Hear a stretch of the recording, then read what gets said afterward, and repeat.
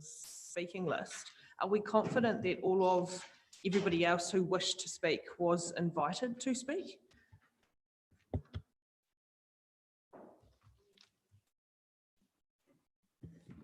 Worship, yes, we've gone through from all the rest of the remaining parts of it. There was a confusion with this because there was 2 submissions made from this particular one, and one of the submissions didn't request to speak, and that was where the confusions lie. Councillor Seymour. Madam Chair, I'm on the first set of minutes, that of the meeting of the 29th of October. And while the Chief Executive gave us the information this morning, I think it's good to be recorded. It's around item 6. The signage, it's page 6, and item 6 on page 6.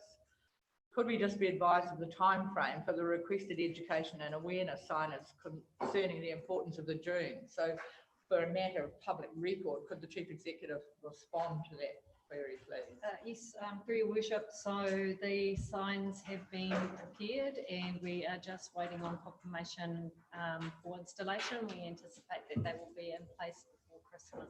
Great. Thank you very much, Madam Chair. Thank you. Okay, if the Councillor Akuhata-Brown. Thank you, Madam Mayor.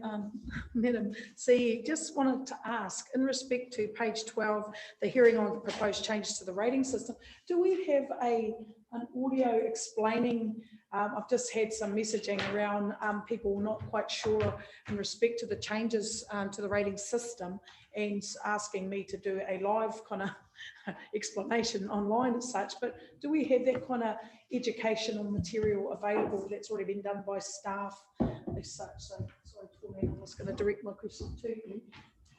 Through worship, yes, there was webinars that we had for open submissions, but they were also recorded, so they are online ones with what we were explaining in those particular ones, and there were 3 of them. Yeah. The links are available online. I will double check that they're still alive. If they're not, we'll get them to you.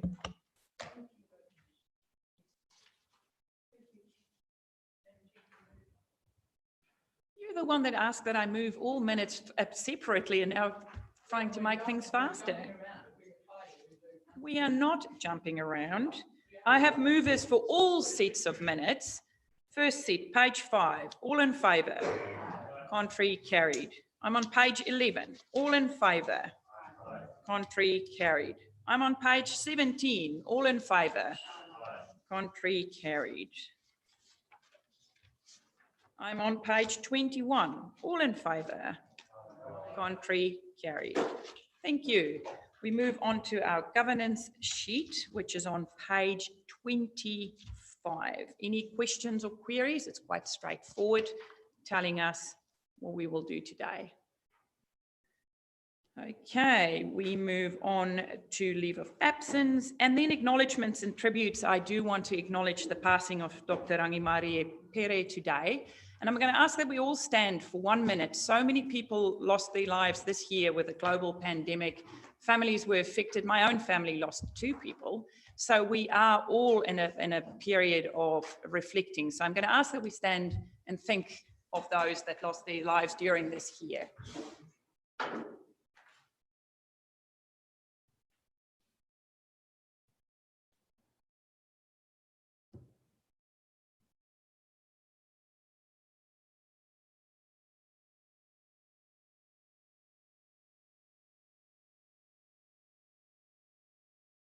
Thank you.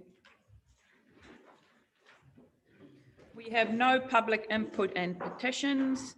We have no extraordinary business. We have no notices of motion, and we have no adjourned business. So we are going to move to page 26, and that is our committee recommendations to council. So these are recommendations that we as a council worked through and made some decisions can only be made at a formal council meeting. So that's page 26, page 28, 29 and 30. Do I have a mover? I'll move it. Do I have a seconder? Councillor Cranston. Any discussions? Councillor Robinson. Thanks, Madam Chair. Will the recommendations be moved separately, 1, 2, 3, 4? Or dealt with separately? Yes. Yes. Yep, it's different committees, so I'll move one committee at a time. Councillor Sheldrake. Thank you. Just on page 28, regarding the Endeavour models, one going to Tolaga Bay community and support the community with installation. So I take it that's financial support for the installation of the model in Tolaga Bay. Is there a location for it yet? CEO. Through your worship, not that I am aware of, but just to clarify in terms of the community, the council supporting the community with the installation, yes, the council will be funding the installation costs of that model. There's going to be a hui Thank- in the new year. Councillor Seymour, question. Oh, just with respect to the location, Luawa are having a hui in the new year to determine the location. I just had a supplementary. So it says Councillor gives Shaw. the model, it means a model, because there's still one model floating.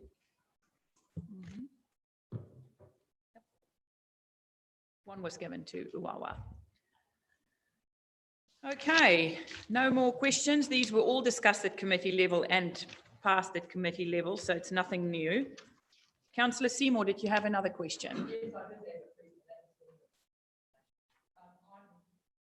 One, a little one.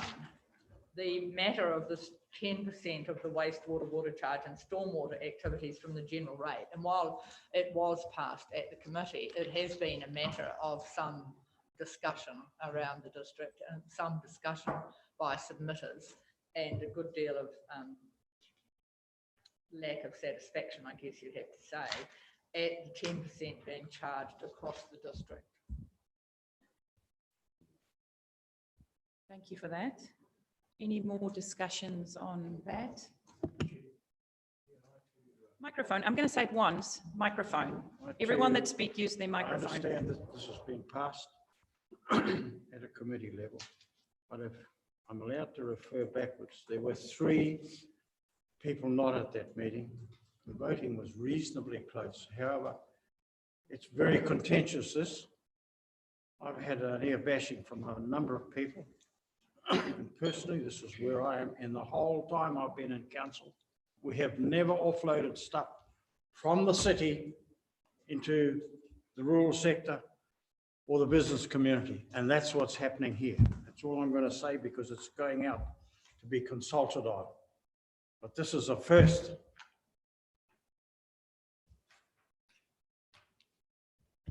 Thank you for that. Any more discussions, queries? So these are recommendations that we would then go out and consult on. I take you to page 28, it's our first set of recommendations. This is the hearing. I'm not going to read all of this because it's pages full. I'm going to pass 1. 1 has got, it goes right up to G. All in favour? Contrary, carried. 2. These are 2 has got a 1, 2, 3, and 4. Okay, yes, so that's still on page 29. All in favour? Contrary, carried. 3. 7 restoration projects. All in favour? Contrary, carried. 4. Talk about the endeavours. All in favour?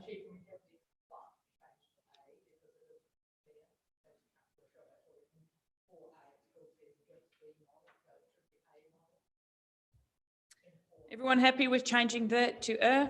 All in favour? Contrary, carried. Thank you, carried.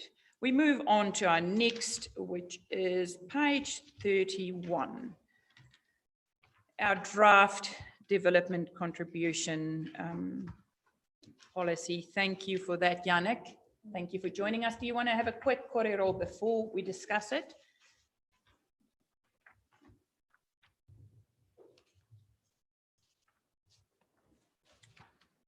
Thanks, Your Worship. Good morning, everyone. Morning. Merry Christmas. Just a very quick summary from me. What we're looking for as a recommendation today is your approval to consult on a draft DCP, Development Contribution Policy, as part of the LTP process next year.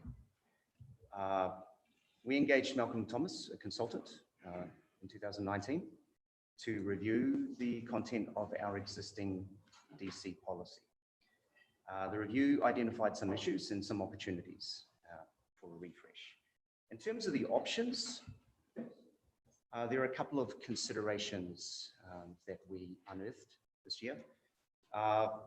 One was the delay of Stats NZ data, which pushed out our timeframes.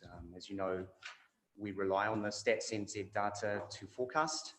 Without the forecast, we cannot develop the driver for the DC policy itself. The other consideration we had was COVID-19 pandemic itself, which pushed out timeframes.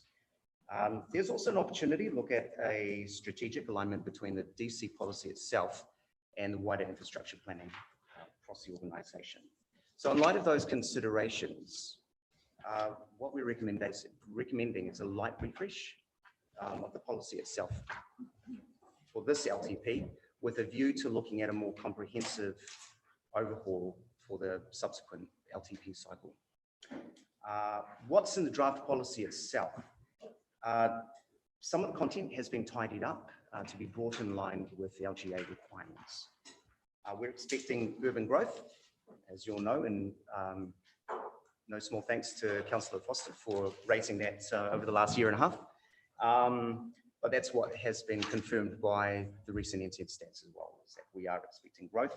And that will translate into an increase in the household unit equivalent. That is the average demand for infrastructure services. The draft policy proposes to reduce the number of categories for non-residential development, and that's just an efficiency. So it basically just renders down 14 categories down to 9, I believe. The ratios used to calculate household unit equivalents for non-residential development has also been revised. And generally what this means is that it's resulted in a reduction in the ratios for non-residential development. The proposed DC changes have an increase from around 8,700 to around 14,000. So that is not an insignificant change. The increase reflects the balance between the costs of planned infrastructure and the anticipated growth that we will be seeing over the next 10 years. So while it's an increase on previous charges, the proposal actually compares reasonably favourably against other district councils. So we're still in the ballpark. We may not be amongst the cheapest councils for development contribution charges at this stage, but we're well within the ballpark of what other councils charge.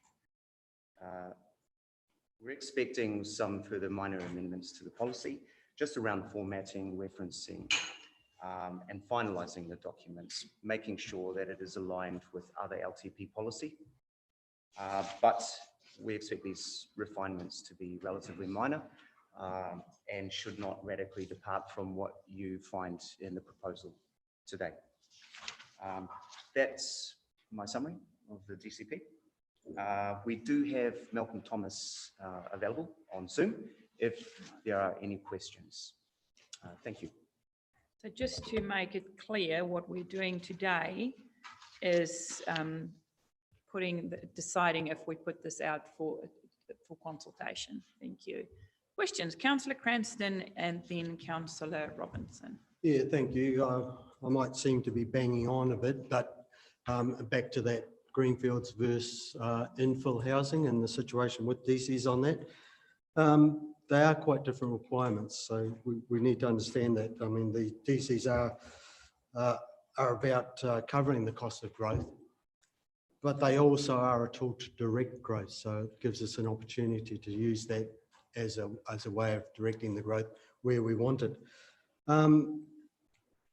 The best development consequence is adding more people to the rating base. And if you look at a situation that I did myself, I was on a property that was on 10 years, it was likely to give a $20,000 income to council. But now that same property is giving a $100,000 contribution by way of rates. So infill housing is a significant contributor because it adds to your rating base, and that doesn't seem to be calculated into it. What's happening going forward with infill housing, we are adding to the rating base quite significantly, but the cost of that is not the same as greenfields, where the cost of a reserve or something, I mean, there's a statement in there that says that the council has a legal requirement to use the funds within 10 years for the purpose it was taken for.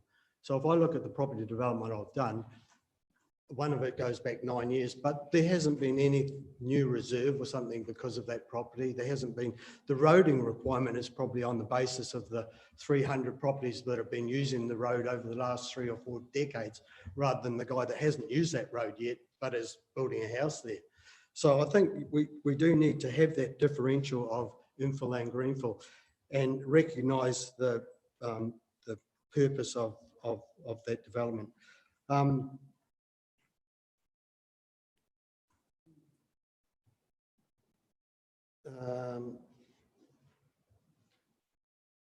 Yeah, that's pretty, I mean, we do see it in the table on page 39, where you've got the table where you do have communities which have infill and greenfields, and there's recognition. When you look at the table, you can see that, especially the reserves one, probably you've got the greenfields has got a big block, whereas the infill has got a little block. So there is a recognition by other councils that, hey, infill isn't the same imposition on rates as it is with greenfields. So I don't know why we aren't sort of going along that same lines of recognising that infill doesn't have those same costs implications, but it does have a great opportunity to adding to the rate base and giving us more income that way. And it does give us the opportunity to direct the development in regions that we think is going to be advantageous to the town. At the moment, you're looking at 14K. I'm not saying there shouldn't be development contributions on infill. I'm just saying there should be a real differential between those two circumstances. Yes, and I've said that in the past. Would you like to comment, Yannick? Through your worship, thank you, Councillor. It's a fair question. It would be something that we'd be most interested to pursue subsequent to this policy. The analysis of our existing catchments takes a little bit more time, a little bit more resourcing than what we have for this particular year. But yes, absolutely. And we would bring that question back to council at a more appropriate time. Councillor Robinson, then Seymour, then Dowsing. Thank you, Madam Chair. My first point was about actually just the previous item we dealt with. So I voted no in relation to that fourth item, and I turned to Coral to see that it's recorded, and she said it wasn't. Now, Heather's pointed out to me that the Code of Conduct says that if requested by a member immediately after a vote, the minutes must record the member's vote. It doesn't say who the request is made to. I want my no vote formally recorded. So can I just help you out here? If you want your vote recorded, ask for it before we vote. Well, that just makes it straightforward to Coral. But it says immediately after. Well, or then make sure you do it immediately Well, then, because Coral.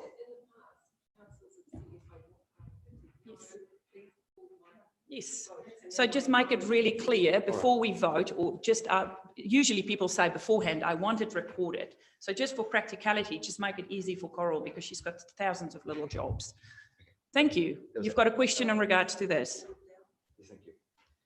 So Councillor Cranston has basically stolen my thunder. So I won't go further on. Thank you. Thank you, Andy. Councillor Seymour Dowsing Burdett.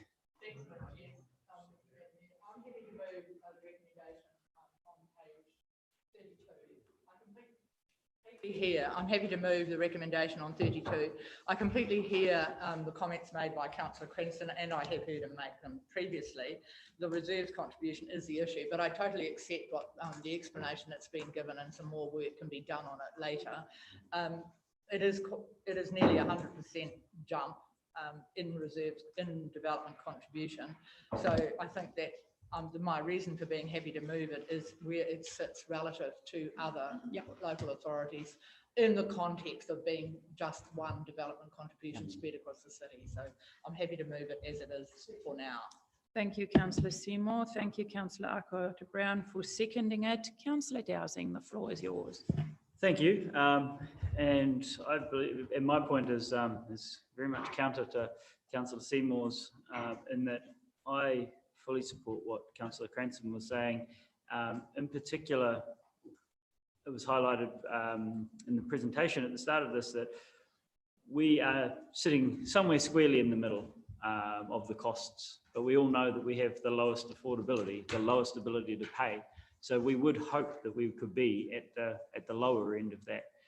And the only plausible way to create that differentiation is for prioritisation of development that is lower cost to council, so that we have more reasonable charges to provide to those residents. So I'm absolutely in support of what Councillor Cranston's suggesting around greenfield development to enable development and to bring us down to the lower end of that scale, because that is where our affordability sits. I'm also very uncomfortable with the concept of doing a light review currently and then pushing it back and trying to do a full review in line and at the same time as our district plan, isn't it? Because we've already had a workshop on that, and I won't kind of put out the money and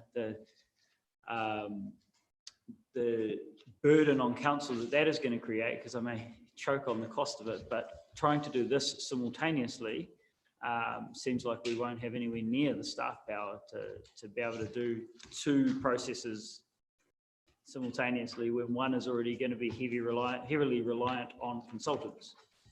So it will increase the cost of doing this, and it feels more appropriate that this could be a guiding document for the latter. This can set some of the parameters for what we're trying to achieve in the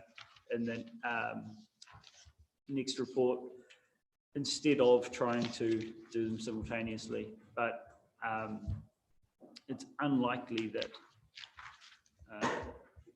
we're going to get the other result today other than pushing this through, but I'd suggest considering the timing of this for the next iteration is going to be very difficult on staff. But yeah, I'm not going to be in favour of this report strictly because I think we can find a better affordability for greenfield development. Thank you for that. Any comment? No? Okay, Councillor Worsnop. Thank you. Yeah, it's all very well having development contributions, but we've got to make sure that they're actually put in the right place as well to help development for the future. So I know I've been at the receiving end of a development contribution where 75% of the contribution was for future roading, and I thought, well, that's pretty generic, and I was taken back actually to think that 75 of the, and it was a lot of money. I'm talking, $70,000 odd, $80,000 towards future roading when there was no specifics whatsoever. So I have mentioned it to the CEO, and I see there has been some other additives added to it. But when we charge like a developer going into a greenfield, a development contribution, we need to be knowing where that money is going to be put as well. We're expanding so rapidly, and we are not really knowing where our areas of expansion are going and where our infrastructure needs to go. I think we need to have a clear line and some indication where we think we're going to expand and what that contribution, the development contribution, is going to contribute to that. The other thing is, it is my bugbear, the population. I mean, I see you've got here Statistics New Zealand actual estimates. Well, there's other ones, which is New Zealand apps on New Zealand regions, which puts us in 2019 at 39,100, which is 700 odd difference. But the jump now And this area of 2020 and future is going to be way greater than I anticipate that anybody is anticipating, actually, just when you look around. So the population increases. It'll be nice to have some really firm idea and the right avenue of where we get our statistics from. Statistics New Zealand are, well, where does that New Zealand regions get their statistics from? I know the hospital board has different ones as well, which are actually greater. So, we're just expanding so fast that we need to make sure we keep up with our growth and we future-proof it. Thank you for that. Thank you, Your Worship. So my comments and, well, I don't think there's any questions. There's huge pressure on our region, right? We all understand that in terms of the need for all sorts of development. And DCs are a lever, potentially, that we can use to bring about some of the things that our population really need. And I think that the option that is preferred is not probably taking a strong enough stance on that and recognising the urgency of using that lever. I understand completely that we have pressures and we have limitations on human resources and on finances, but this is something that is pretty urgent, and a light review is like, I support reducing the categories. I support a bunch of the things that are in there that seem very pragmatic to do and straightforward, but we haven't taken the big bite out of that apple that is actually fundamentally changing some of the outcomes based on the levers that we can pull. So Andy's point was well made in terms of the fact that there needs to be differentiation between infill and greenfields. There's absolutely no justification in my mind when almost all of the roading is applied to the Taruhiru area based on the table in here, and yet you're going to contribute every bit as much if you're putting something in the middle of town. We have the opportunity to have smaller sections in town building smaller houses, and it's smaller houses that we need, not the 5-bedroom ones out on the edges of town, and we're not using it yet. We're putting it back 3 years. I think that that's not potentially responding to what we've heard consistently over the whole time that I've been in here.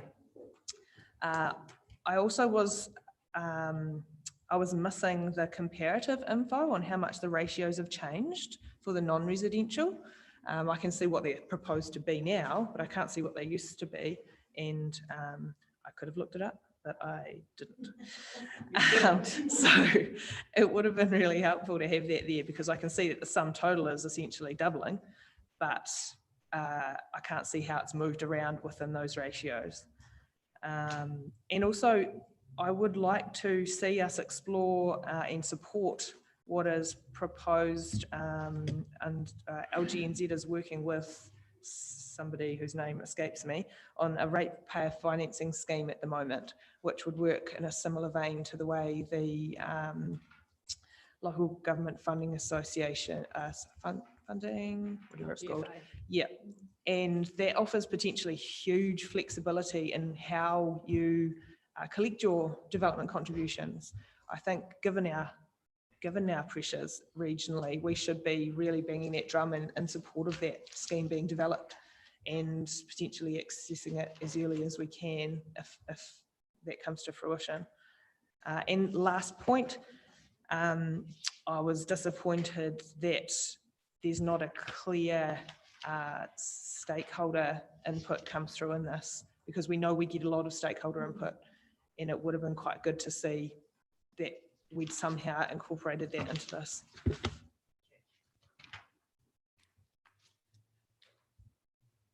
Councillor, you will get a little 10 seconds at the end. I see you. Sandra, Councillor Faulkner. Thank you, Your Worship. Mine are just a couple of points of clarification, if I could please. Firstly, talking about residential services, does that include emergency housing, given that a lot of our visitor accommodation currently is being used there for? Through your worship, that's a very good question. It's something that I'll probably have to defer to Mr. Thomas to answer directly. And the other one is agriculture and forestry. Does that include worker accommodation plans?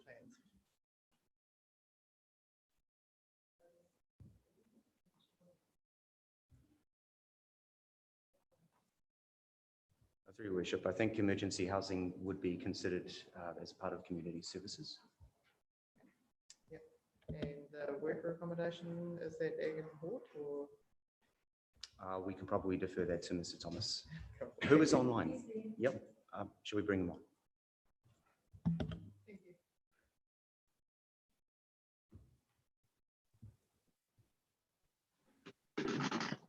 Can you all hear me?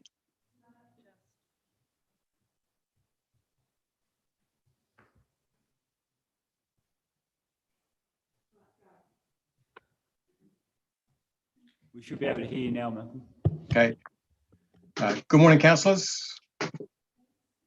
Morning. Can you hear me? The residential accommodation like emergency housing, if it was less than 60 square metres, it would be a half housing equivalent charge, and if it was more than 60 square metres, it would be a full charge. It would come under, depending if it was part of a big complex, it would come under the normal DC charge. You have the ability in the policy to grant a remission.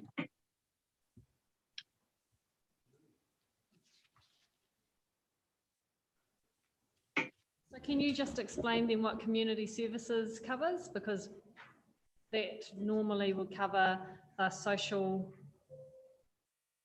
developments. Community services would be like libraries and halls and Community housing. churches and stuff like that. The housing is a standard residential, or it's in rest homes or visitor accommodation. They're all in separate categories.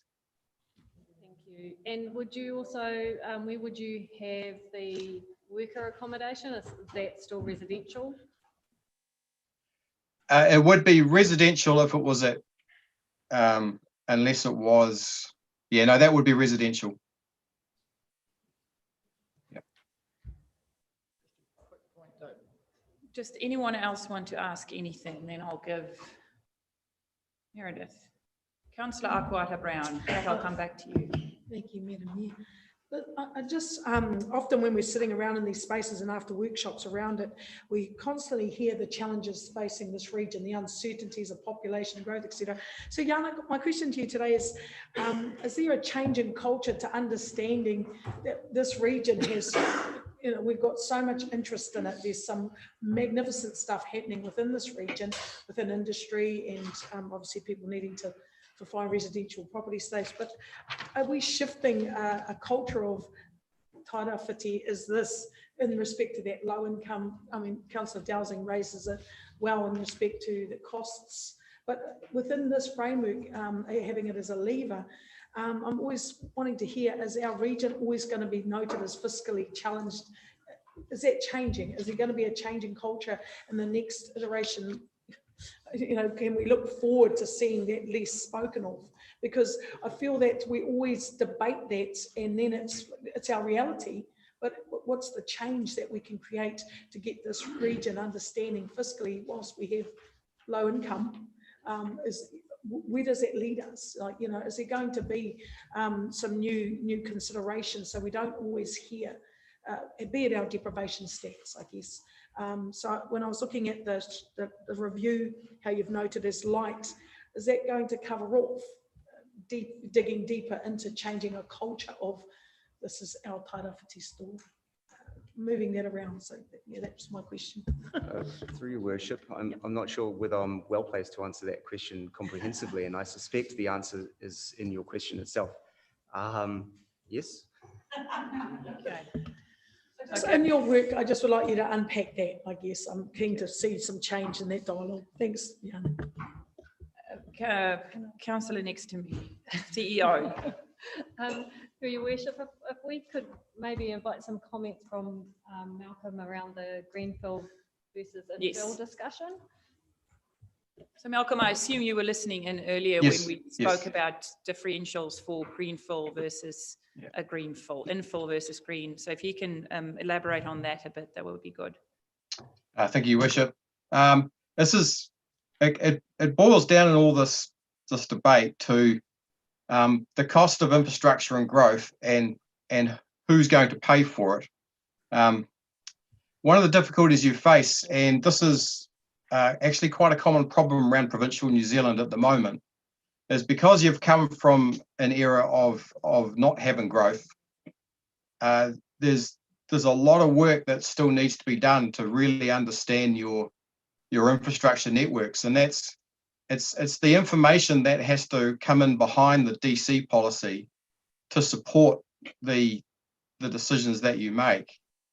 If we were to move to having basically different catchments within the city, which a number of councils do, so that you'd have basically separate charge for infill and different ones for greenfield. To do that, you need very good and robust information about all of your networks and the costs of adding infill housing in each area. As part of doing this review, it doesn't seem your infrastructure information is still in the process of going through that discovery, and it's one of the reasons why the review stayed at that light review stage, is because if you get challenged and you have to stand up in court and the information isn't available behind the numbers, then you can get into some trouble. But clearly at the moment you've identified the costs of the greenfield stuff quite well, because that's easier. The feeling I got was that there probably are a lot more costs in the infill that you've yet to uncover. Thank you for that. Any more questions from people that have not spoken before? I will give Isaac. Councillor Hughes, thank you. My question is just around, obviously a lot of the costs are directly attributable to particular subdivisions, which I guess would allow for those greenfield costs to be unpacked. And I understand your comment about, we don't know the true value of the potential infill costs, but I think there are definitely costs that can be split out there that relate to a particular subdivision. Thank you for that. Okay, if there are no more questions, I will give the four people that wanted to make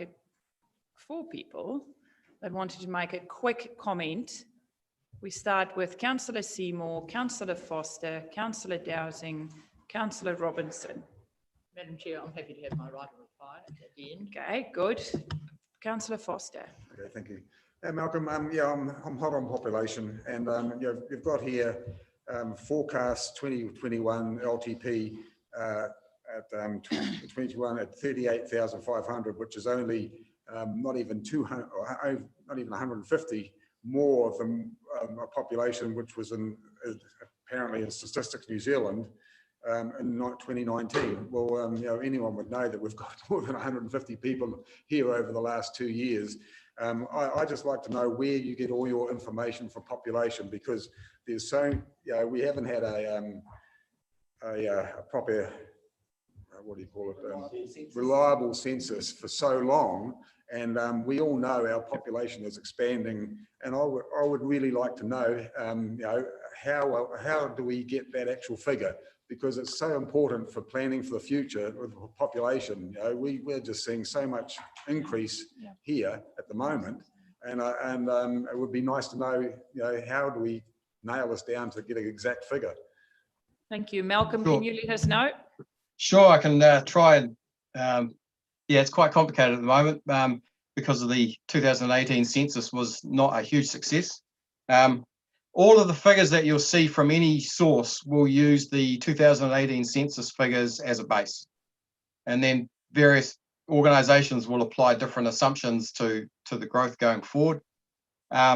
Statistics New Zealand uses your building consents and any other known information, including migration information that they get from people coming in from overseas, and they come out with the estimates. The problem we struck, and all councils are facing this issue at the moment, is that at some point I'll go back a step, the development contribution policy assumptions have to align with the long-term plan assumptions.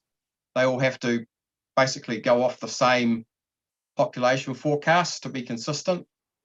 And the staff, in order to do the work, had to lock some assumptions in a few months ago. Otherwise, everything just keeps on changing. Statistics New Zealand came out with a new estimate in October for 2020 that was significantly higher than what was expected, and they revised the historical information up by as much as 1,000 people going back a few years. So your comment about the fact that the population is probably higher than what those numbers suggest, I suspect is true. In fact, it's almost certainly true. The forecasts going forward compared to what you've had are quite bullish. And for the district, Stats New Zealand are now estimating you've gone over 50,000 people for the region. I guess that's where it's come from. The staff we can't keep changing the figures as they keep coming out. It could be updated for the final LTP in June. But yeah, so that's where the figures come from. Basically, they do use a lot of more information between government departments now to get their forecasts in terms of information from IRD and MSD and all that that they didn't used to do. So I think the numbers are getting probably more accurate. But, Thank you for that. Yeah. Councillor Dowsing and then Councillor Robinson. Thank you. Thank you. And this is specifically in response to the conversation around being able to have good enough data around our spend and what is able to be rationalised and not challenged if people were to challenge it. And I'd argue that the flip side of that is also true, that if someone doing an infield development was to challenge currently on what we've got on this paper in front of us, it would show that the purpose of their development contribution has not gone to the development related to their project, it's gone to the development related to expansion of our city and specific subdivisions. So the concept of being able to challenge those development contributions doesn't seem like a rationale to me for not including an infill piece in our policy. So I'd suggest, so I'm going to say that if Councillor Seymour's motion is to fail, I'm happy to put forward a request for an inclusion of a draft infill development policy within this. Thank you. Councillor Robinson. Similar vein, I didn't touch on my notes. My docs on chats was playing up. The reference to a light review. So I looked back at the obligation on us. We're obliged to review this policy every 3 years, and we're obliged to be consistent with Section 82 of the Local Government Act, so full consultation.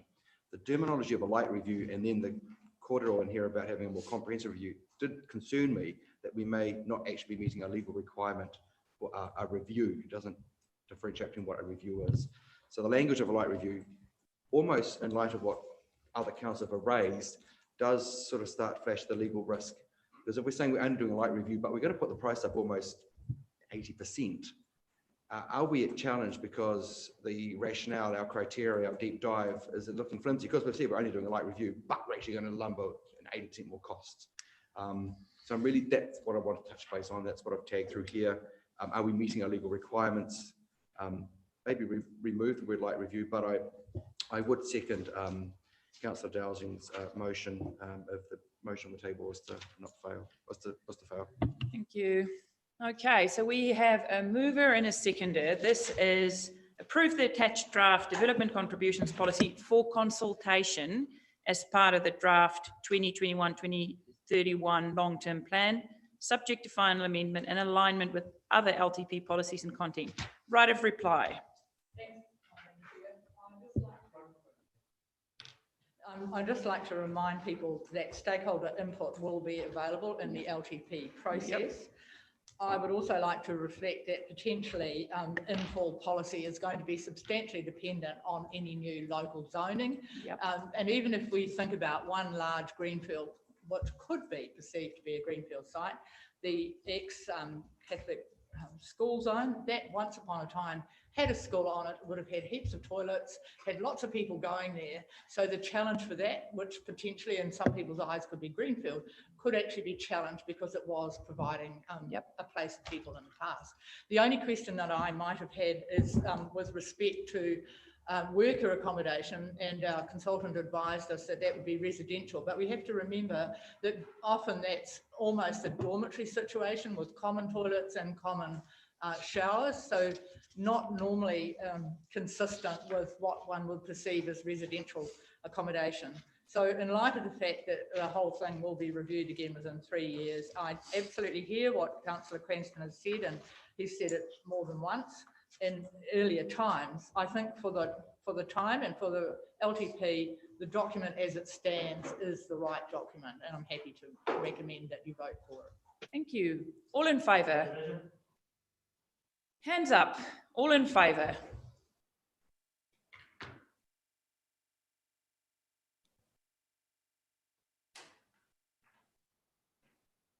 Keep your hands up. Let's just, okay, so it's carried, but keep your hands up. This is also exercise for the day. Just go.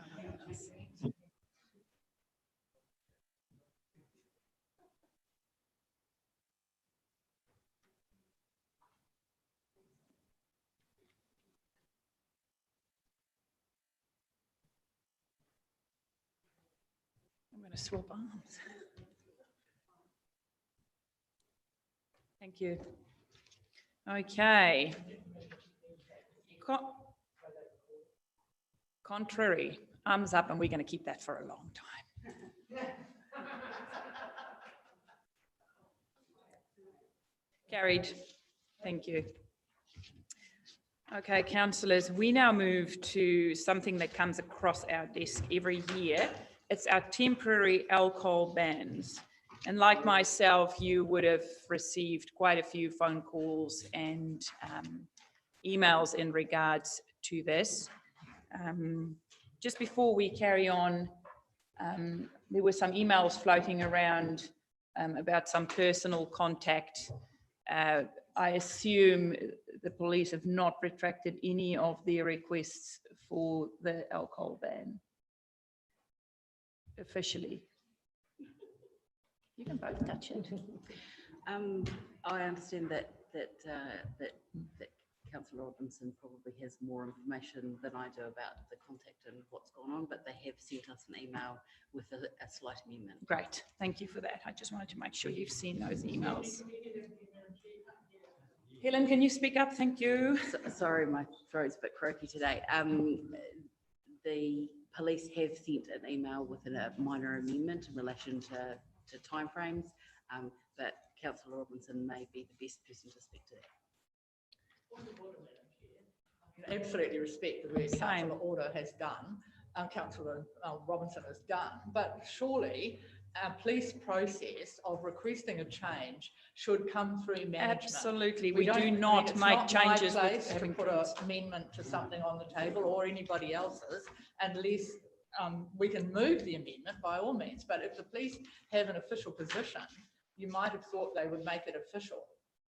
So my question is, where is the email with the amendment that police asked for? So because it came out after the agenda came out, it was received by council yesterday, so it has been received by staff. Well, that should be tabled. Why is it not tabled? Yeah. Okay, let's open this paper. Thank you. We are on page 99. What's that? Yeah, we haven't seen. Okay, so before we take this paper, can we get an update on the email that was received yesterday so that we can amend the recommendations or not amend the recommendations according to the information that you received yesterday. Thank you.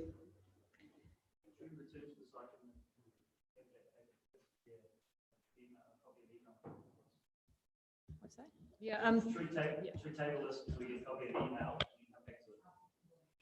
yes, through your worship, I think we'd appreciate that. Thank you. Given 24 hours to pull something. Okay, we go to page 119. So this is our schedule for 2021. Thank you, Heather. There's an updated copy on everyone's desks, and the only change that is in there is that the Sustainable Te Rāwhiti meeting that was moved to the 4th of March. Any questions in regards? So I have one question just at March the 11th, where there's a wastewater meeting. Why is there not regional transport? Because they usually sit together. That's because of the need to have a regional transport earlier because of the regional land transport plan. Oh, I see, you've moved a month early. I see that. Any other questions? So today we also would slot in some meetings with our holding company, which I've asked Heather just to add to our audit and risk. So that's all sorted. Any other questions? I've got a mover in Councillor Burdett. Seconder and Councillor Sheldrake, all in favour. Contrary, carried. Thank you for this, Heather. And councillors, be ready because Heather will be bombarding us with calendar invites so that it's also in your electronic calendars. Thank you for that. Okay, so now we move to the long-term plan capital projects. Is that what you wanted to do?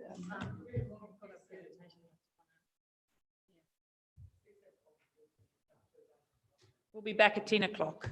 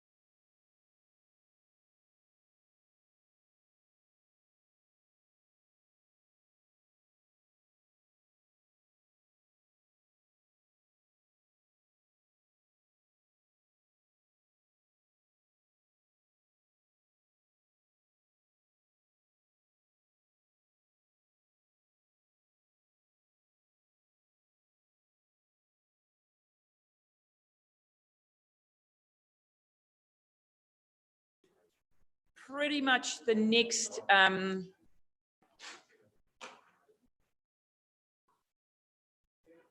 200-300 pages of our agenda. So all that we're going to do now, the majority of this first report we have not discussed, but then the next reports we have extensively workshopped. So you will see that those are all those attachments that take you right to page 320. So we are now going to cover 123 to 320, and I'll obviously break it down, but this presentation is in regards to all of that. So thank you, Nadine. Thank you. Okay, so just a recap of where we've come to, and you can see by the body of information, reports provided, the workshop information, that there has been very intense and robust discussions that have occurred based on the information provided. So just in terms of our process and what we've done to date, workshopped all the key issues. I hope you can see the line of sight from the vision that you set right through to strategic priorities, or kind of landing at this point around with assumptions and future rates requirements. So today is now formally recognising those the directions that were provided to staff at the workshops, deciding on your maximum rates increases level and the debt cap, getting a sense of the draft financial and infrastructure strategies. In the first paper that will be considered, there are some options for significant capital expenditure projects that we have recommended further engagement and consultation with the community on, and then planning for consultation in the new year, commencing in March. So just in terms of the context, so there is in the paper talks about the wider context or the narrative in terms of our environment, that we have some critical infrastructure needs to deliver on, particularly when we do look at our infrastructure expenditure. 90% of that of capital expenditure relates to critical infrastructure projects. We've got policy planning and resource management changes that we need to implement. We have also needed to deal with the actual impacts of what we perceive them to be at the time with COVID, climate change and regional growth, and also on top of that balancing affordability with the need to meet these challenges going into the future. So we had various scenarios that were presented, and looking at the impact that this would have on levels of service and ability to deliver the overall work program, we saw that where we were sitting at 5% to thrive in terms of our last long-term plan, 2018, that with the additional pressures on council, not only from a legislative requirement in terms of new policy direction, but delaying the impacts from this financial year in terms of COVID, as well as critical infrastructure and decisions that were made in the 2018 to 2021 period. We've landed on the 6.5% plus growth for years 1 to 3 and onwards from years 4 at 5% plus growth. Challenge was put about what does growth mean? How can you articulate that in a way that the public would understand? What we know from 2017, 2018, we saw growth at a rate of 0.5%, but we didn't account for that, so we didn't collect that 0.5%. What growth essentially means, it's the potential growth on top of the existing rate base. So it would go beyond the existing rateable properties where the 6.5% is applied. So for example, if we ended up with an additional 100 more dwellings per annum, if we didn't apply that 0.5% of growth, whatever the dwellings were, then effectively we would just be spreading that 6.5% over. Question here on this point. Just hold, can I just Can we have just all finish up questions and at then- the thanks.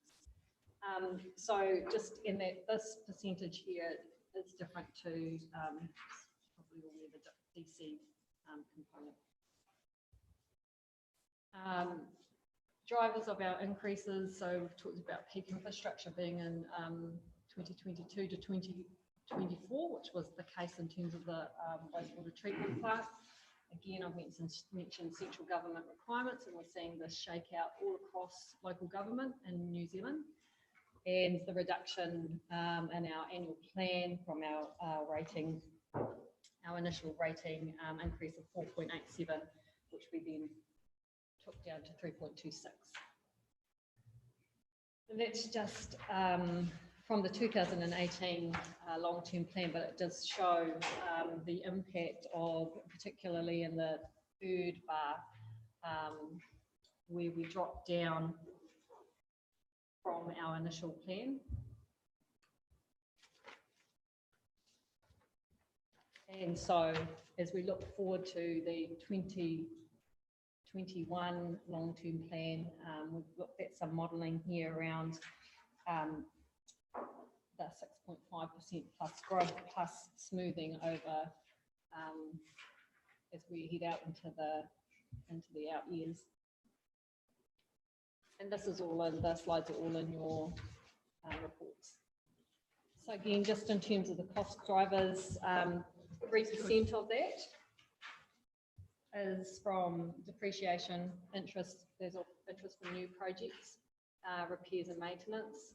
It's 1% there around the Tairāwhiti Resource Management Plan and freshwater plans, including climate change, but noting that in that first year, I think there's about 100K that's put for the legislation, but it increases in years 2 and 3, which gives you the 1%. The disinfection stage of the wastewater treatment plant comprises 5%, but then we've applied a smoothing of our reserves by using reserves, and that kind of brings us down to where we are at 6.5.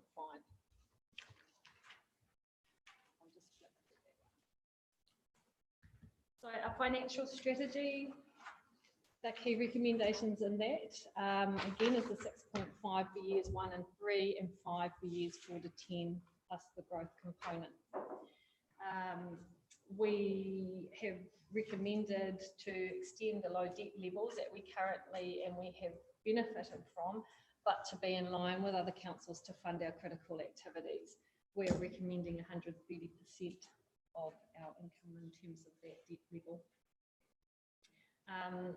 In terms of the financial strategy, again, focusing on our critical infrastructure and core activities, planning for climate change, resource management, supporting growth, and while we also secure funding from alternative revenue streams, which also includes looking at our CCTO and progressing things like the Best for Region outcomes with our other partners.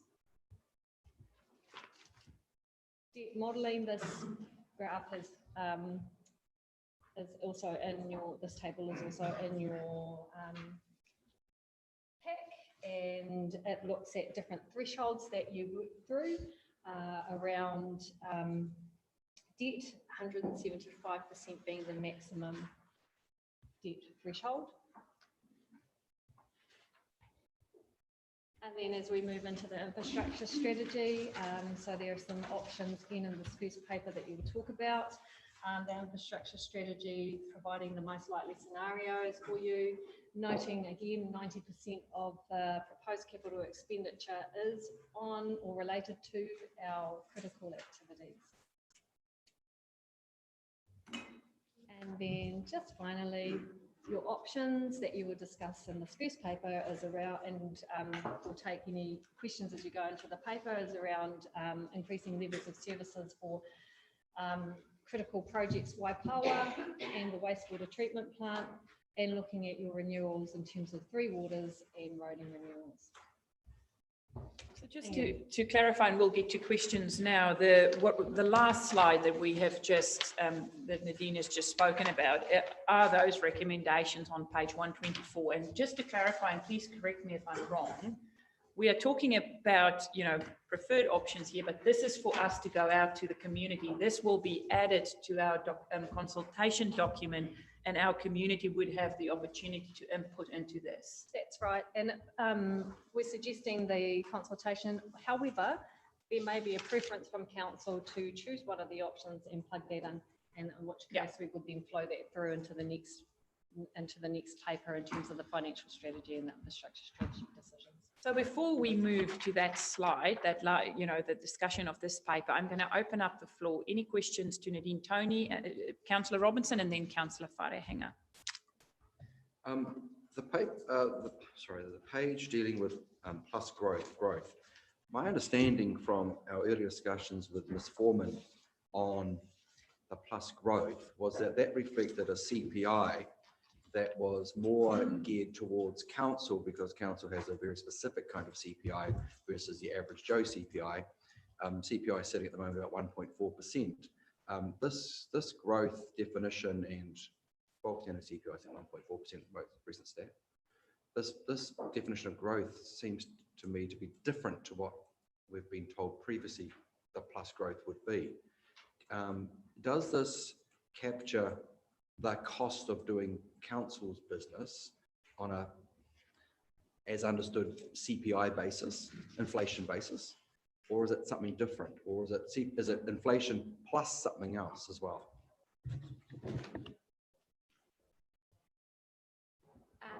Free Worship, there's two things. When we always talk about in the financial strategy, we give the quantification of what's rates increases. We're talking in that particular case plus growth in the rating base. Okay, so that is actually the number of new houses that we see, or subdivisions, or additional units that are added. Then there's another concept, which is where it gets perhaps a little bit confusing, is when we do more things that relate to growth services. So this, if we separate this, the other part where we're talking about CPI, where we have as business as usual, all the things within the long-term plan have the CPI adjusted once you have your base rate, and then you adjust the CPI on that to capture the higher cost of doing our business. So there are different components of work that we do, but normally we talk, in order to look after our business, this is the cost of doing business. And on average, there is around about in the first 3 years, it's 3% to do that, and it's adjusted by CPI. Thank you. Councillor. Give it a go. So I think the response is the growth that we're talking about here is the additional dwellings and the services that will be created from that we haven't accounted for, which we didn't account for in the 2018 year. The CPI is a different component. So the plus growth on the slide has got 0.5% growth. Are we expecting the 6.5 plus growth figure, the growth to be around 0.5, or is it something to be calculated which could be more? And given this is going to be communicated to the community, we don't want to put a number down which is lower than what we're going to hit them with, if reality is we're going to hit them with a higher number. So the assumptions are, based on the last 3 years, we have reached 0.5% increase in the rating base. And so that will be used throughout the long-term plan. If, however, that isn't reached in an annual plan year, you would revise that growth rate to what it actually occurs. So you have a chance to revisit what it is, but we have to make assumptions. And based on historical growth for the last 3 years, that is what we've been about achieving. Confident we can capture that on an annual basis to incorporate it into an annual plan? Thank you. Councillor Wharehenga, Councillor Foster, Councillor Dowsing. Thank you, Your Worship, standing because it's council, right? I actually don't have any questions. I want to move this paper and the preferred recommendations. And the reason why I want to do that is because the information that's being presented here is all modelled off the preferences, right? And this paper is about us going out to the community and saying, hey, these are kind of our ideas, and this is how much it's going to cost and all of that kind of stuff. And this is how it will impact rates rises. And I'm more than happy for our community to come back and say, actually, we didn't want option A, which was your preference. We wanted option B. You know, we want to extend the time frame for the completion of the Waipawa River Flood Control Scheme, et cetera, et cetera. I have my own preferences in regards to each of these things. And however, our job is to collect the conversation from the entire community to see what the community's preferences are. So yeah, so I'm in favour of moving this paper as it stands, or this first paper, the long-term plan capital program paper, as it stands, and the preferred options in there, because all of the assumptions and the rates modelling, etc., is based upon these initial preferences. That means that when we go out to have a conversation with our community, if the community does want something different, then also the community can be communicated with about, hey, if you want to accelerate wastewater, it's going to impact rates like this, and they will increase in X, Y, and Z ways. So I'm comfortable with what we have. We've been over a lot of this stuff ourselves. The staff have put a lot of time into bringing this paper to us, and we've, as a council table, we've also put in a lot of time speaking to all of these things. So I am comfortable with where they are. I've a personal view in regards to some of those preferences, and I would want those things tweaked, but on the whole, as a document, I'm comfortable with this being the document that we engage in our community with. So I'm happy to move this paper. Thank you. Councillor Foster. Yeah, thank you. I just have Councillor Dowsing, and then Councillor. I just have a query, and it's on the bottom of page 128 on the options of the Waipawa flood control. Continue as planned, completion by 2030, noting that additional expenditure is required. We've got 7.5 million from the CIP. So do we need more money on top of that? Right. Do we know how much? 23. So the cost is $33 million, which was compared to the $29.9 million that was forecasted. So we had always said that we would then look at that. That was in our infrastructure strategy, that we would need to then revise the figures once we had, because we did further modelling. Right. Okay. Yeah. Councillor Dowsing, Councillor Faulkner, and then Councillor Seymour. Thank you. Thank you. I'm happy to second the recommendations, and my questions weren't directly to the recommendations. It was more to the attachment and the forecast capital expenditure. What page are you on? I'm on page 143 and 144. There's a couple of items here that I was just questioning. It relates to our financial modelling. So we had a presentation at our last meeting on the community strategy implementation, which should probably say community facility strategy implementation, I assume. But we've put all that out to 2025, and the scheduled expenditure for that in the report was scheduled 22, 23, 24. So I'm not sure why that's been budgeted so far out.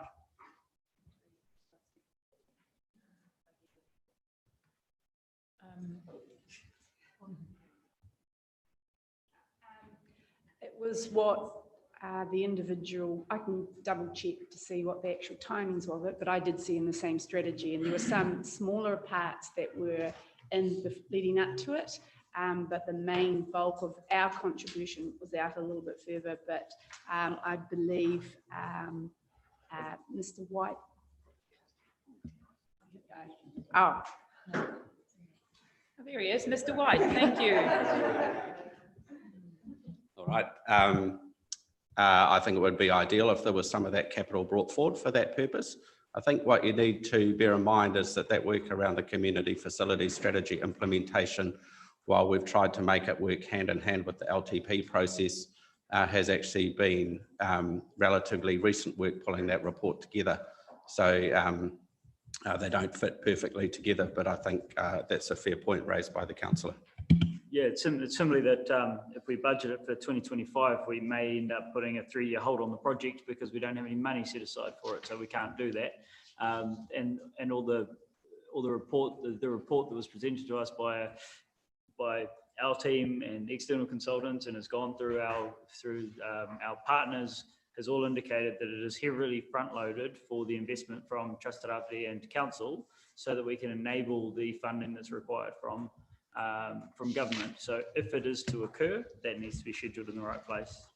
My second point, and I'm not questioning the cost of this in particular. Hawaii Tūranga has an increase in cost of $500,000 for remediation. I want to put that in context of our solid waste category here, and solid waste has for all heritage landfill remediation, 574,000 over the 10-year plan. So one site for asbestos removal is going to cost us more than all of our heritage landfill expenditure, and that doesn't include Paukahu, which has $92,000 against it. So it doesn't seem like we have nearly enough in our solid waste budget marked in our future. The reason I'm raising this, it isn't related to the recommendations, but it's showing some potential flaws in our outlook on our capital works program and potential areas, particularly solid waste. I've been very interested in increasing, and we've talked about it, putting in wheelie bins and collecting green waste, and there's additional costs that should all be showing as an increase, and yet none of those are showing as an increase in here. So it looks like we're not planning to achieve a lot of our desires within here. So I know you can see the chief executive has given me the look like, yes, you can increase our budget if you like, but it means more rates. But it does seem like there are holes in that work program, and I think it's something that we need to, as a group, take another look at, particularly around some of those activities that we'd like to increase. Councillor Faulkner and then Councillor Seymour. Thank you, Councillor Dowsing. Thank you, Your Worship. Like the others have said, there is no need to relitigate what we've already worked over. My question was just around the Three Waters program and the fact that reform, particularly around Te Manawa Wai, may drive this right out of the ballpark that we're even considering right now. Should we be trying to get ahead of the game, I guess, as per option A as compared to the preferred option B? I realise there's an affordability issue here as well, but my question is just whether or not we feel comfortable knowing the changes that we've got coming our way within those reforms, that we're going to be ahead enough.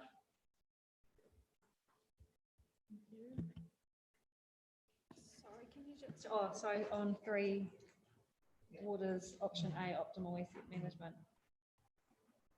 Yes. I mean, I think that is a very real risk for us.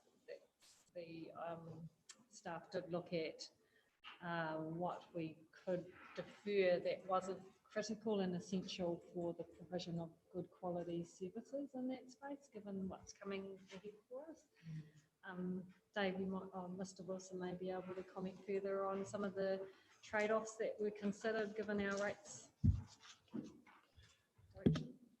So Mr. Wilson. Through you, Your Worship, there's always going to be a tension until we understand where the reforms are going to go and what structures are in place. So one of the things for us as staff is not working with a predetermined outcome as part of that, as we work towards what it looks like as the Three Waters reform goes through, but then also maintaining our assets for where they need to be. As Councillor are aware, our drinking water is safe, it is compliant. We've just received a glowing report from the DWA, so things are working well, and it's looking at our asset and our renewals and trying to balance that with where government direction's coming from, and also as the regulations for water change over time as well. So We can't know what we don't know yet because the government hasn't decided it yet, but we are carrying on with a conservative approach to our renewals rather than going out and wholesale changing everything while we're in this state of uncertainty. Thank you. Councillor Seymour. Thank you, Madam Chair. I'd just like to go back to page 6, and thank you for Ms. Foreman for the explanation you gave. But I thought I heard you say that we get to a 3% increase over the first 3 years of the 10-year plan. We're writing it up as 0.5, but once we put all the detail together, and then if I look at page 9, which has blue graphs on it, the blue graphs, which I've taken to be estimates, are a little under 10%. So can you be clear about what we're saying? And I think the terminology of plus growth is probably a bit confusing for the public at large. We've talked about a 6.5% increase, but if you look at this graph on page 9, that's just under 10%. So can we please have that again and try to understand what your plus growth explanation was, please? So there's two points. It was to actually say where we've come from or what we need to do. We've said that the first 2 years we were facing 10%, but we said in order to get to where we need to smooth that. And we're saying that the strategy, the financial strategy, is said that it's to be no more than 6.5% on existing ratepayers for those first 3 years. And so that was trying to, so those two lines on page 5 is your strategy. That is what we need to be within. And what the latter one was just saying, what is the background of where we are and how we're trying to get there. Right, so the blue, okay, that's fine. So what we're really saying to our public at large, effectively, is that, and it looks like it's more, if you look at page 9, it is more than 6.5% with the dotted line, because there's no 7 on that graph. Because I think we should be taking the explanation out to the ratepayers as a definite percentage, not a percentage plus growth. Because I think that's far too difficult for the ratepayers to really grasp. I mean, it's hard enough for everyone in here to grasp exactly what you mean. And dare I say, it's a moving feast. And I think our public deserve to understand exactly what rate we're looking at setting. Through your worship, the issue with that is that the ratepayer, the existing ratepayers will, the 6.5 will apply to them, not the point plus growth. That's for the new, potential new dwellings that we get. That's why we wouldn't go out and say it's going to be 7%, because that's not what they will receive. So effectively, we're quite clear, supplementary, Madam Chair, we are really clear at saying the rate strike we're going to notify is 6.5. You wouldn't get that from there, I say. No, you have to make plus growth, because you actually need to, when you collect your rates, you need to actually say what is the additional amounts that's going to come from the new rateable units. But the whole measure is a measure on the previous year. So new rate properties weren't there the previous year. So that's never been there. I support what Pat's saying in terms of the fact that it's difficult for other people to interpret what we mean when we say 6.5%. It could be perceived as 6.5% plus more could arrive for you as a ratepayer. We possibly just need to find a different way of communicating it. What the public wants to know, if I paid X amount now, next year, will I pay X amount plus 6.5? That is what people are interested to know. I hear what you're saying. Our rate take might be more because there's that 0.5% growth potential. But what the public is interested in is what money will leave my wallet. How can we get that message across clearly that everyone understands that? And we'll make sure that that is clearer within the consultation. There's also a secondary issue. You realise that what it affects an individual ratepayer is going to be different from what the council. And so that is the part where they'll be more interested, and we'll have specific information on those as well. So we just need to make clear and sure that the narrative we take out with our consultation document is tested on us first, so we understand what message we are taking out, and making sure then that someone who's not an accountant or someone who's not a counsellor, haven't worked through all of this, just in a short document would understand what we're trying to say. Supplementary question, Pat, and then Andy, and then... I just want to reiterate that again, because we've never gone out with a plus growth on a rate strike. And we all know, and the public generally know, that it's not a pure 6.5 to them, it's going to vary. So we shouldn't be confusing it with too many different messages. So thanks for that. Now, when we go to page 147 of the capital project, I see we've got a distribution water meter renewals at a relatively small number. In our last 10-year plan, we did actually have water metering factored in for a year which would have fallen within this 10-year plan. And have we dropped it completely?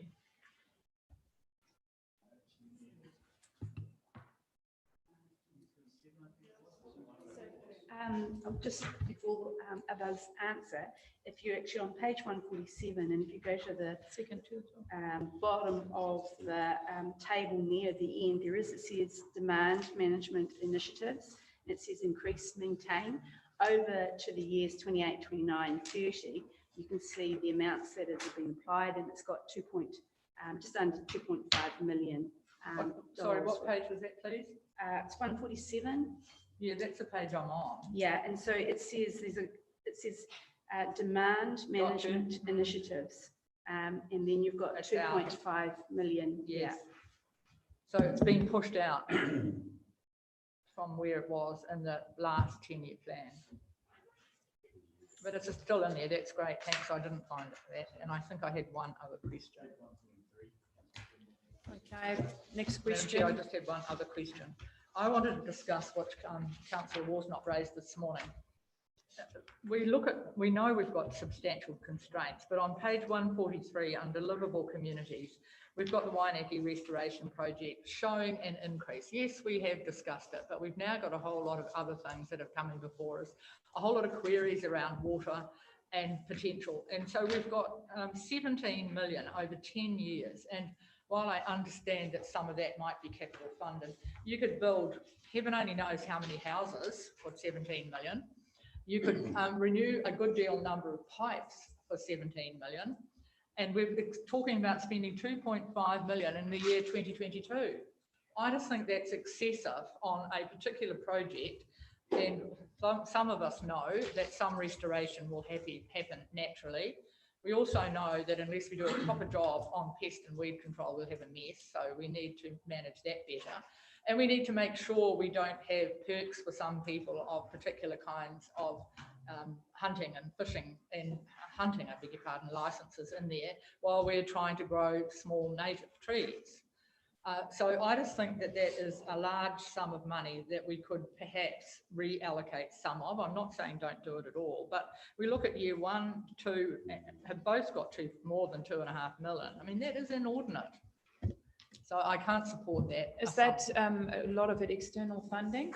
So also external funding are captured in this work program, because I see like the Taruhero Cycleway, which is totally, we need to note any capital spend. Well, it's still a hell of a lot of money, Madam Chair. I'm just asking if everything... Yeah, so just through your worship, we checked on the numbers at $6.4 million is the council's contribution to Waianae. Like the 6.4 is grant funding over 10 years, correct? That is, if you put, continuing, Madam Chair, if you put 500,000 of council money, ratepayers' money, let's remember, in every year, you would see quite a bit done. That still wouldn't be 6.4.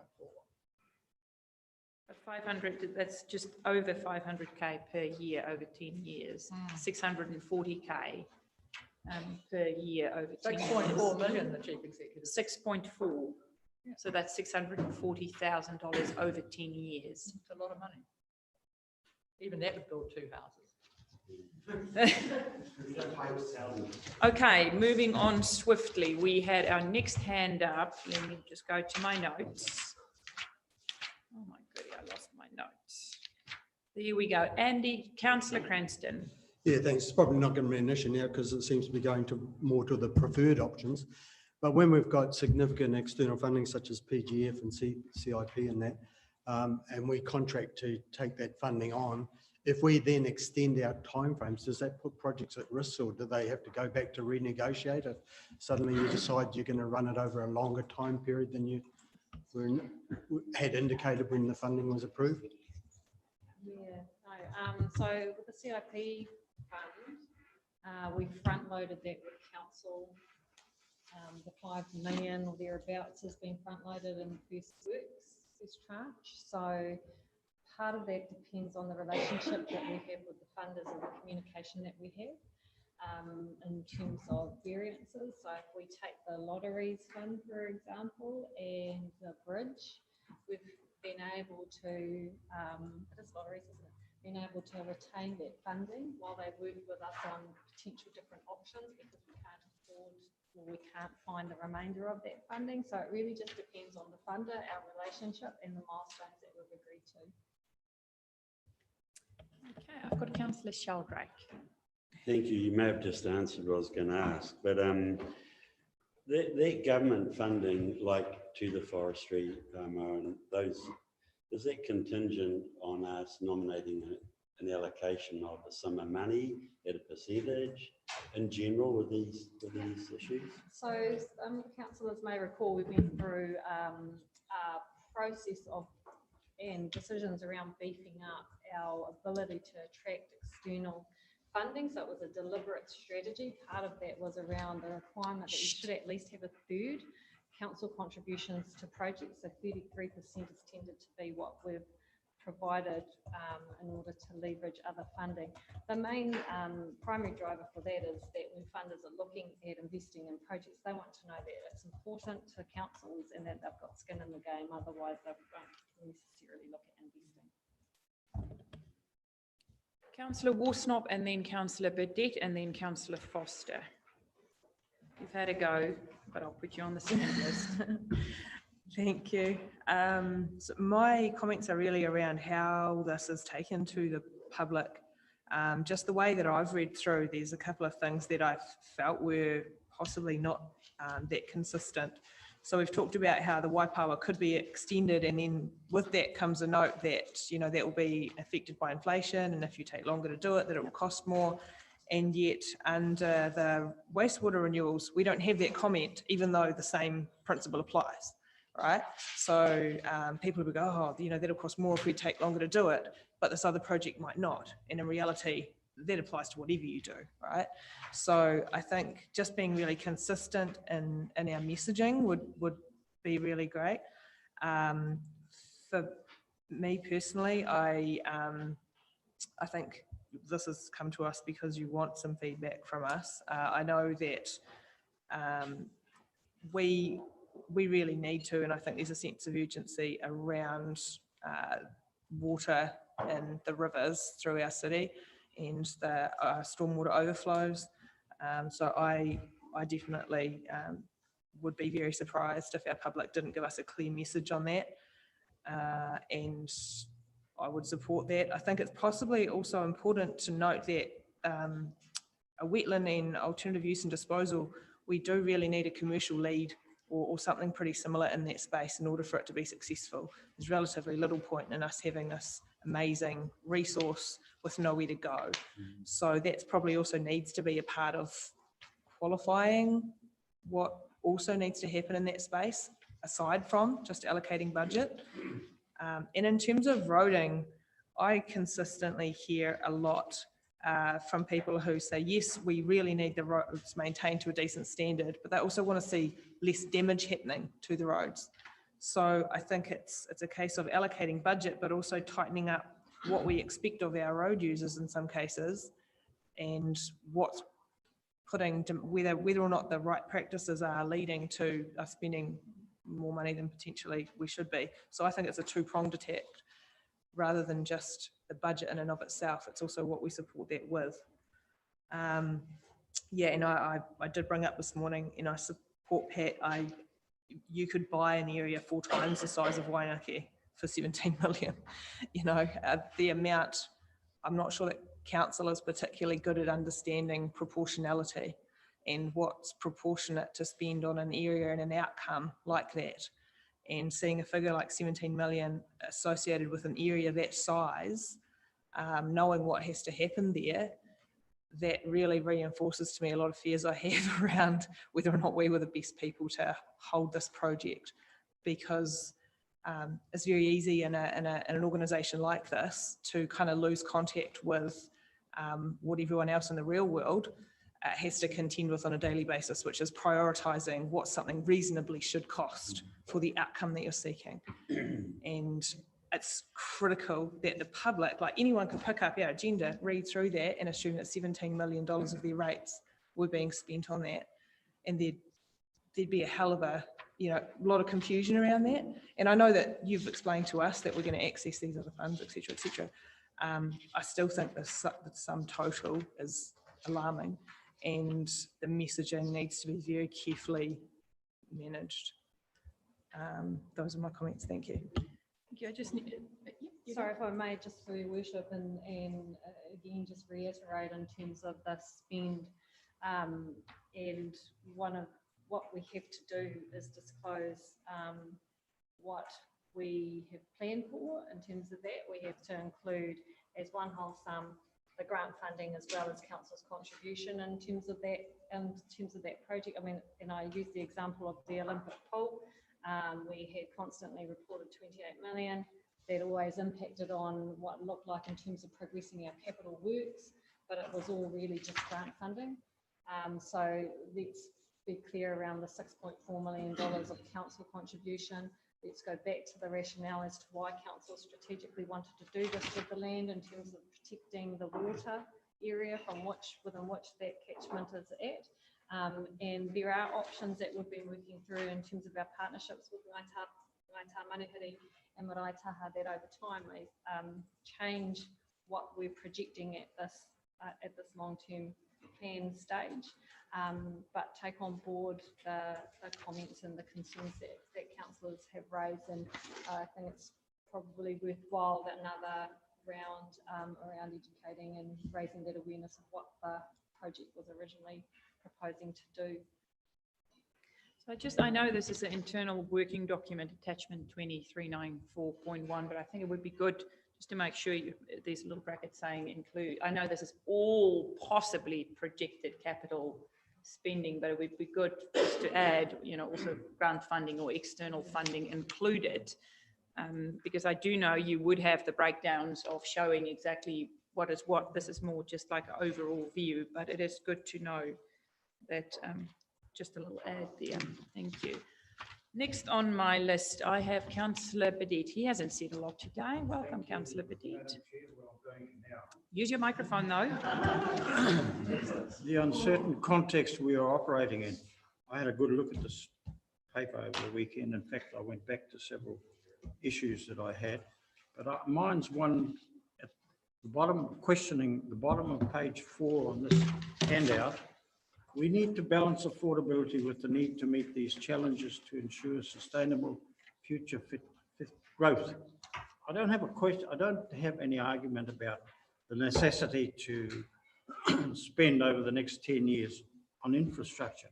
What I do question is, how do we quantify affordability? We know from at this table reports that there are parts of the city that can't afford what we're charging them now by way of rates. We also know in our small communities, especially the northern region, that they struggle.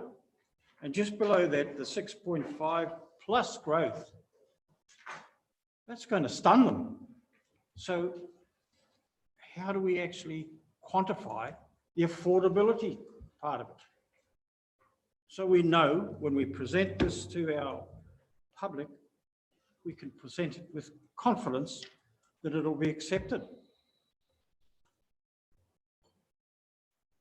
Thank you for that. So is someone going to answer the question?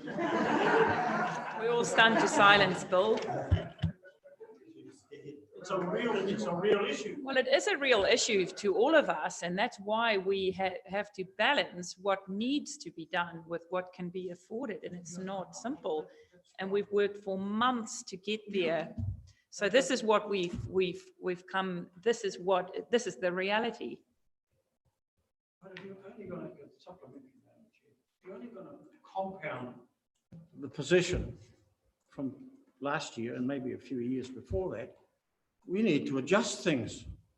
I mean, I'm not the expert. I understand perfectly the infrastructure requirements. I actually believe that the Three Waters is going to be our biggest challenge. But in terms of where we are at present, it's affordability. Thank you for that. Okay, I'm just going to check anyone that have not spoken or asked their questions. Now is your time. And then I've seen a few eager little other hands going up. I think Larry, Pat, and then Shannon, a quick second question. Yeah, quick one. I was going to bring it up later, actually, but the Dean mentioned about the 1,000-year bridge. Now, we've got $3.5 million put aside from lotteries for this. Can we, and we haven't got enough extra funding, can we de-scope this? Because actually the health and safety issues of not having a bridge in that site is actually huge. I see it every day and just shake my head. There's going to be an accident very soon. So can we de-scope the 1,000-year bridge concept to fit the funding envelope that we have from lotteries, rather than giving it back saying we can't do it? Because that seems ridiculous to me. I think surely we can build a bridge for $3.5 million that would be for health and safety. A paper will be coming on that. Thank you. Okay, cool. Right. I'll have one other question too. Just a small one. We've got small funding here, and I'm just wondering what it is. Titirangi to Tuamotu. What is that? Through your worship, that's the restoration project that was mooted probably 18 months ago as part of Titirangi restoration. Yeah, I see part of it happening at the moment, and I'm applauding it. So, okay, cool. Thank you. Councillor Dowsing. Councillor Dowsing. Thank you. There was another point on that, on the attachment, and it was around the community housing upgrades. The scheduled capital expenditure was in there. I thought the upgrades were done and managed by the GHL, who manage the facilities, or do we do a separate capital investment for that? Oh, sorry, on page 143. Through your worship, no, we own the assets. Yep. They manage the renewals of it, but we pay all bills. Okay, and so our income from that, off the top of your head, annually? $1 million. What's that? $1 million. We make around $1 million of, okay. And the other thing I was just going to touch on was the just the explanation around rating increase plus growth. The plus growth is immaterial, because what occurs is the spread of the increase of the 6.5 goes to all of the existing housing stock.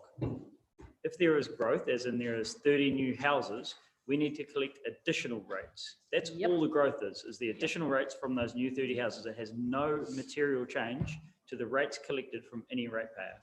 Thank you. Okay, Councillor Seymour. We're having a conversation about two papers at once. Yes. We've got 2370. Yep, I'm going to take both separately. We're just on the first one now. Right, are we? Thank you. No, I just wanted to note, and let me find the page where it's turned over. Just in the script, I mean, we have to remember what create. Yes, I'm coming to it. Page 136, and it's just in the script, but it is a beef that my colleagues, some of my colleagues will share with me. Under 52, it says roading, and it's for regional producers such as forestry. Well, I'd have to say the roads were put there long before the forestry was out there. So I'd like to think that when we write up documents, we think about pastoral farming as a very significant producer for our region, and it only needs to be included in the script, but at least it then means that we actually do understand the economy of our region. Thank you for that. Thank you.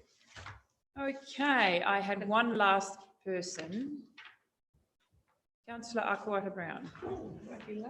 Just in regards to the first paper. Yes, so just in listening to all my colleagues and the answers coming in respect to comms to our residents, one of the biggest, I guess, commentary to me as a councillor is our business as usual. framework of infrastructure and really committing to saying to infrastructure costs in region, and our region is physically challenged just based on geology and all that. And I just, with regard to business as usual, the renewals space of our funds, when I read about the useless, some things have come to the end of life and are, you know, are useless. How are we kind of, I guess, working in the space of, you know, we know a lot of the pipe work that is happening around region, et cetera, you know, long-term, you know, renewals. I mean, obviously we talk also about 1 in 100 and 200 flooding, all these frameworks. So our renewals process, how solidly can we, you know, kind of attend that that's going to be all good in this next iteration of life. But I'm just really aware that people talk of priority, you know, nice to haves versus what we need to have, and commitment to, you know, those comms as well. But with our renewals plans, I just was interested to know, Mr. Wilson, how do you feel, how confident are we with respect to those particular infrastructure? Through your worship, our renewals plans are based on the condition assessments that we're undertaking. One of the issues we will constantly face in Tairāwhiti is the age of our water infrastructure. Our asbestos cement pipes that we have, the water supply ones, are really brittle. So we've got 54 kilometres of those that we are working through. So we are working through those, doing condition assessments. We've got a budget that we can afford, but then the other thing that hits in with our renewals also comes down to the water table. So we do have a limited season that we can be in doing pipes under the ground because the water starts to come up through the ground. So not from the pipes, from water coming up through the ground. So it is very much, the program we've put forward is what we can afford, and is also based from our condition assessments as we go. In saying that, people know we get water breakages every summer as the pressure goes on, different parts will break. So we try not to run it to critical failure. We try and get in there before critical failure, but given everything's underground, we can't afford to inspect everything. So we spend the money on doing the replacements rather than cameraing every single line that we have under the ground. Thank you for that. So just in respect to that, we're confident that our work program in that space meets the requirements and needs it's going to do what it does. Through your worship, it's the program that we are comfortable with the budgets we have available and the condition of the pipes. Okay, I take you to page 124. Yes, write a reply. Thank you very much, your worship. I'm assuming staff will do this, but for the record, it's been quite clear in regards to the conversations around the table that it's comms. Clear communication with our community. We've already heard that there's this 6.5% figure plus growth, but we acknowledge that that's a general increase. So different people may be paying different amounts in terms of percentages, etc., etc.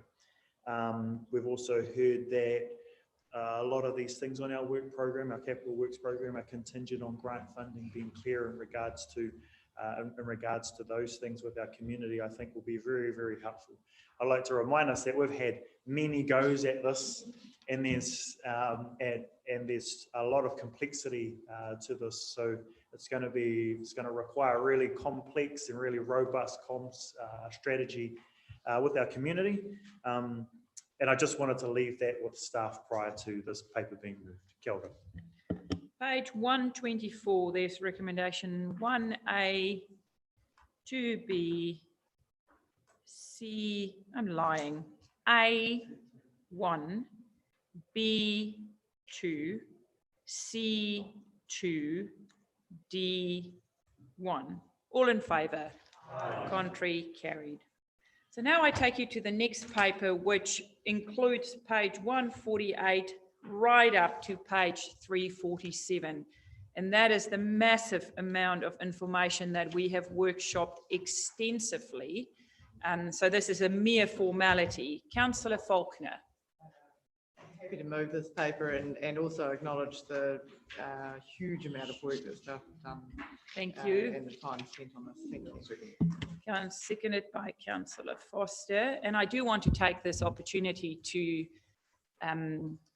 thank Nadine and Pauline, David, all the directors, James, Helen, Andrew, Tim, everyone that's been involved in this process. It is complex Rates is a contentious issue. It can sometimes be described as a blunt tool, and I do want to acknowledge you with the journey you've taken us on, because this pack of paper, we started off workshopping, and today we're here where we can say we have worked through every option. We firmly believe this is the best for our community, making decisions not just for small groups of community or rural or city, but for all 50,000 plus of our community. So thank you for the input into this. I know so much work has happened behind the scenes.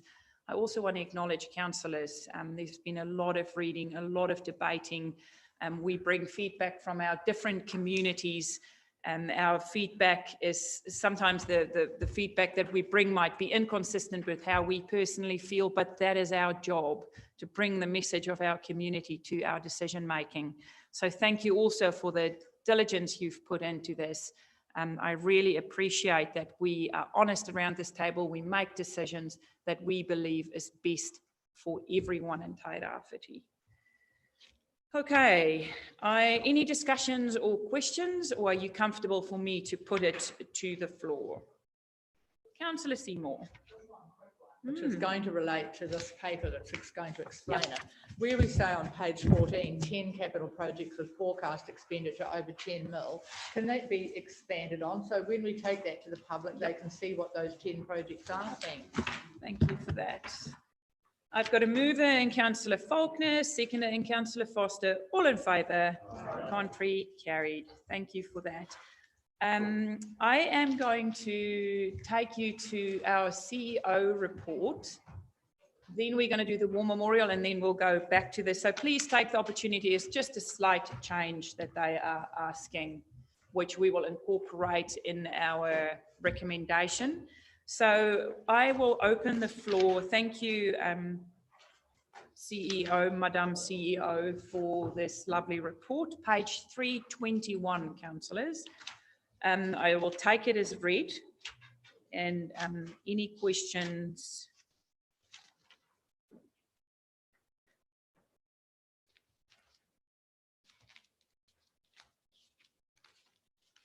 Looks all good. If there are no questions, did I hear someone move it? Councillor Dowsing, did I have a seconder? Councillor Cranston? And Councillor Cranston has got a little question. Yeah, just on the redeployment program, which has been very successful. But I did note there was 524 candidates and 236 positions, which left a balance of 288.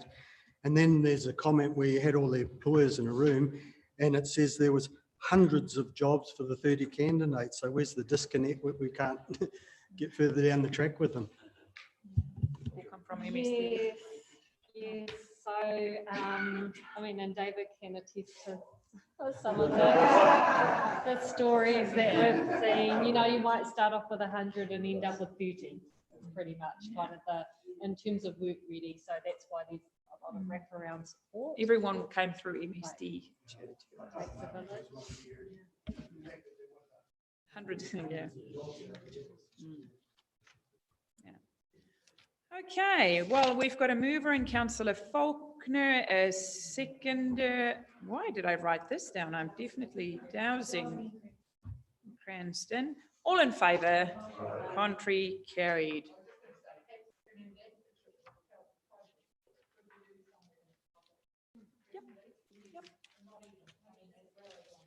Yep.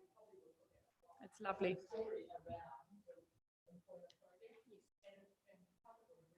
Yeah, it looks good. Okay, Councillor Seymour, the floor is yours. Page 348.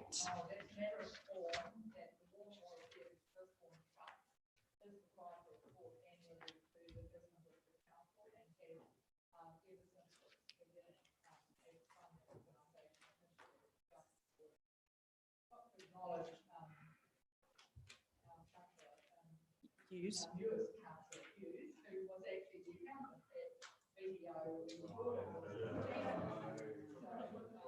You didn't declare conflict.